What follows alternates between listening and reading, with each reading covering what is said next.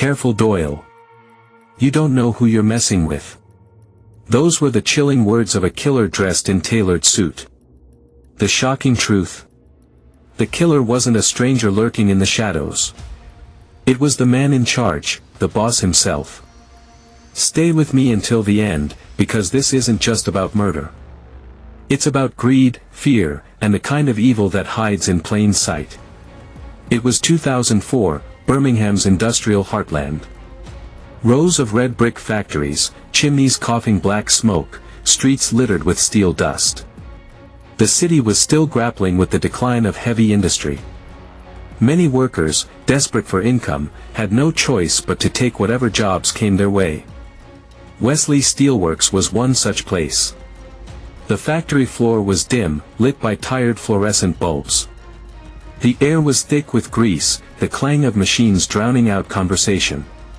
For the men and women who worked there, survival depended on enduring 12-hour shifts, low wages, and endless intimidation.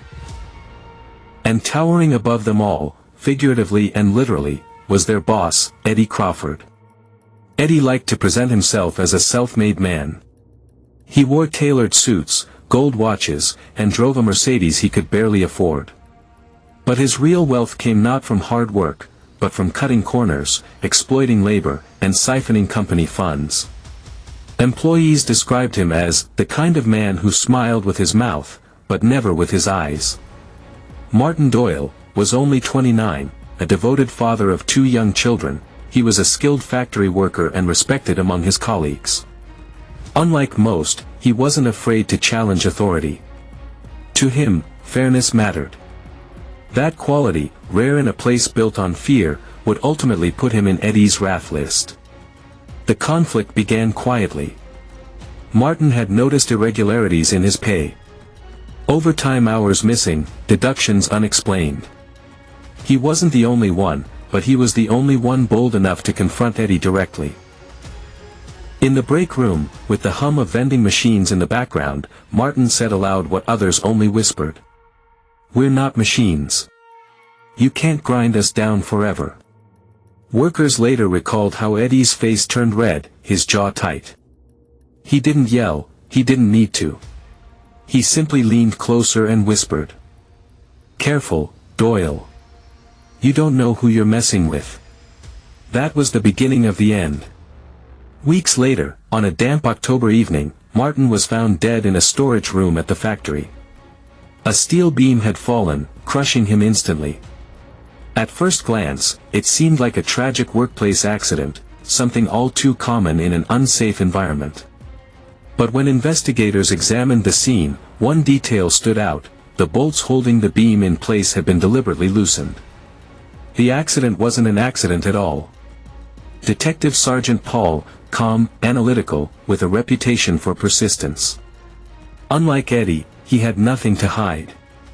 He began peeling back the layers. His first step was interviewing workers. Fear lingered in their voices.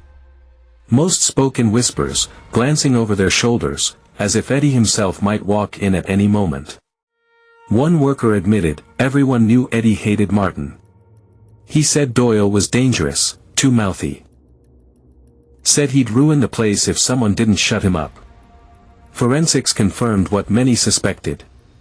The fingerprints on the loosened bolts didn't belong to Martin. They belonged to Gary Mills, Eddie's loyal supervisor. When pressed, Gary's facade crumbled. "Eddie told me to scare him," he confessed.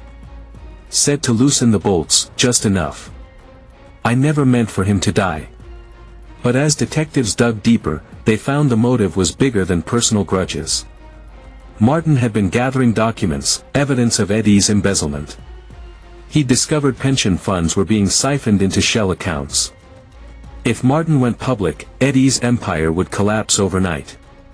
The so-called lesson was more than intimidation. It was a calculated silencing. In 2006, the case went to Tria L. The courtroom was packed, journalists, former employees, families clutching tissues. Headlines dominated local papers. Factory boss accused of ordering workers' death. Murder in the workplace, Birmingham on edge. The prosecution laid out the chilling sequence of events. Martin's confrontation, Eddie's threats, Gary's confession, and the financial records exposing Eddie's corruption. Witness after witness described Eddie's rule of fear. One recalled him saying, "Nobody crosses me," and walks away smiling. The defense tried to paint Eddie as a tough businessman, misunderstood, falsely accused by bitter employees. But the jury wasn't swayed.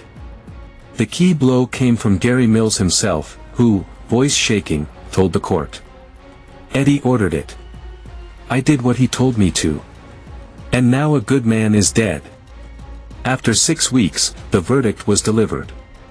Eddie Crawford, guilty of murder by proxy, sentenced to life imprisonment. Gary Mills, though convicted of manslaughter, received a reduced sentence for cooperating.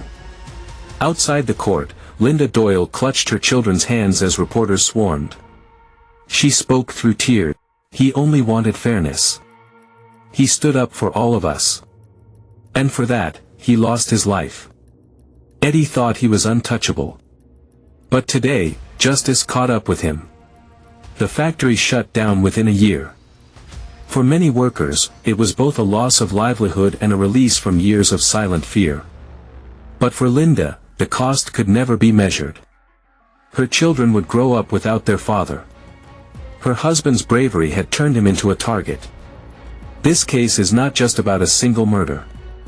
It is a story about how unchecked power corrupts, how silence can be deadly, and how standing up for truth sometimes comes at the highest price. Eddie Crawford believed money and intimidation could protect him. But in the end, it was his greed, and one worker's courage, that brought him down.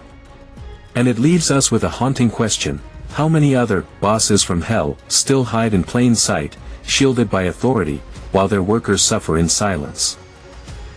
Share your thoughts in the comments below. Don't forget to subscribe to the channel for more true crime stories that reveal workplace abuse and injustice.